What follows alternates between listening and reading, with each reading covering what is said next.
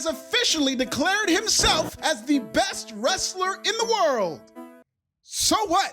Cracker, and with AEW on domestic life support when it comes to ticket sales, Will Ospreay tried to drum up some interest in All Elite Wrestling by reiterating the only thing that makes him special, his rasslin. But ironically enough, so many wrestling-ass wrestlers can wrestle these days, wrestling doesn't mean shit.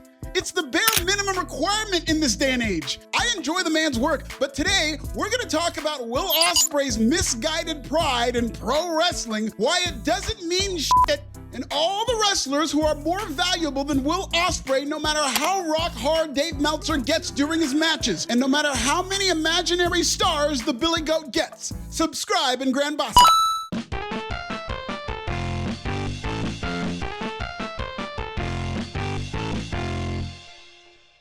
World War Will Ospreay stoked the tribal flames of WWE and AEW's undying internet war, making a handful of desperate criticisms of WWE's product. Ospreay, who dresses like a depressed soccer mom, said he's bored with WWE's product. He then put himself over the entire WWE roster, saying, according to Google Translate, Ospreay actually said, yeah, you guys are the biggest. Yeah, you guys draw the bigger houses. Yeah, you got the bigger deals. But the moment the bell rings, I think we're better than all of them. On my worst day, I'm better than a lot of the guys in ring. Ospreay basically admitted that he gets paid less and isn't as much of a draw, only to take pride in the least important aspect of being a pro wrestler, which is wrestling. Javon Evans got more people talking with a pair of tweets than Will Ospreay ever has with 55-star matches, whatever that means. Good morning, everybody. Welcome to the PC Media Training class on Zoom. My name is Shane Swerve Helms. Of course, this class is designed to make sure you don't burn any bridges because the pro wrestling business is the most professional of them all. Bark like a dog. Come on, tell me you're sorry. Katie, I'm gonna give you what you want. And I'm gonna take what I always wanted. Let's be honest, he will buy that pussy and company just to fire you again. WWE's like the Harvey Weinstein of pro wrestling. That's why they call it the professional wrestling business. It's impossible to get a job in pro wrestling if you burn any bridges. Because we have irresponsible people who call themselves EVPs and couldn't manage a target, and they spread lies and bullshit. I made it really clear in Forbes, and I just want to make it clear again. Nick, It's not his position to make it very clear. I'm here to announce that AEW Collision will feature CM Punk. For today's exercise, we're going to take a look at a tweet which shall remain anonymous. The tweet criticizes former WWE superstar and current Twitter superstar Ricochet. Shouts to Twitter Ricky. The tweet says, quote, "You're wrestling in front of 2,000 people every week for a crackhead," end quote. Now, I want you to help us workshop alternative responses using Poll Everywhere. How can we change this tweet for the better? Please use this app to submit your responses anonymously. Oh, I like this one. "You're wrestling in front of 2,000 people for a Nepo crack baby." That's a great joke, depending on how much you like puns. It's basically combining Tony Khan's status as a Nepo baby with the concept of a crack baby. Nepo crack baby is crazy. Fantastic. This one says, "You're 15 years older than me working for Tony Khan. So does that make you the big spoon or the crack spoon?" Very good. That's a play on words about age and drugs. If anything, they should call Tony Khan Ricochet because bouncing off the walls is a known side effect of good crack. Well done, very witty. Great feedback. And we're actually going to have to cut this meeting short because it's not even real. There is no Twitter PC class. You crazy? Do not aggregate. Those dirt sheets are full of shit, man. Woof. Since when did the pro wrestling business ever become about wrestling? Maybe if Willie Workrate came along at a time where the business was inundated with muscleheads and bodybuilders, he would have stood out like a Dynamite Kid type or Bret Hart. But being a great wrestler in 2025 is like being a great Klansman in Kentucky. What the hell makes you so special? If Dave Meltzer didn't have an Ospreay fetish, 5-star stimulus package and all, Will Ospreay would just be Angelico with a British accent. You get one wrestling-obsessed Nepo baby / message board messiah willing to live out his action figure fantasies by overpaying his favorite characters from a newsletter, and you're gonna take wrestling more seriously than aura, storylines, and the it factor? Speaking of Tony Khan,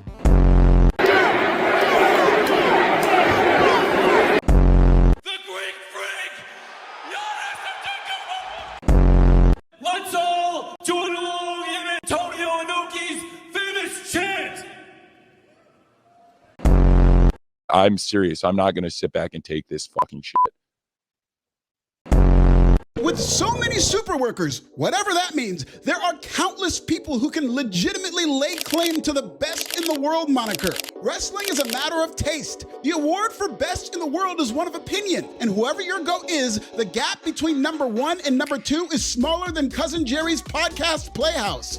Kevin Owens was number 58 on the PWI 500. Ricochet was number 63. Twitter Ricky's daddy, the young OGYN Javon Evans, was number 95. And this time next year, he'll be better than all them Owens.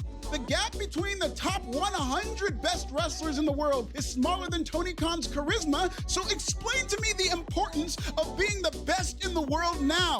You can't. Speaking of Tony Khan,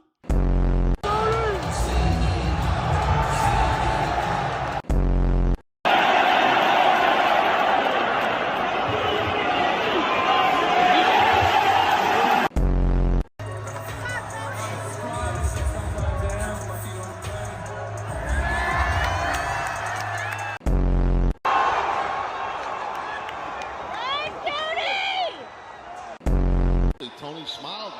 Oh, God!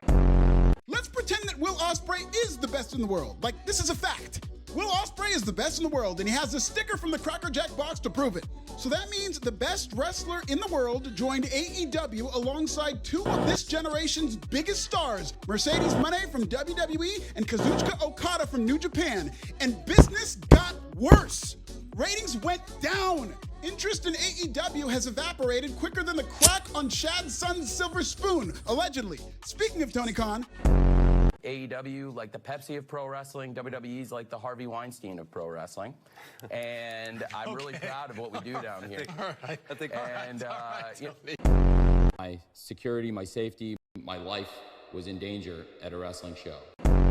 This was the first time this incident that I have ever feared for my safety at a wrestling show. I have ever feared for my life at a wrestling show. I made it really clear in Forbes, and I just want to make it clear again. Nick, It's not his position to make it very clear. oh my God, CM Punk just buried Tony Khan and all of AEW in front of the only wrestling media incels who take Tony seriously, thereby burning his bridge with AEW. I'm just playing. After that shoot promo, Cousin Phil kept his job and got his own show. So let them crackers tell you all about burning bridges. Bridges in wrestling are about as real as wrestling. Dynamite drew just 1,800 people in Atlantic City, 2,100 sickos in Detroit.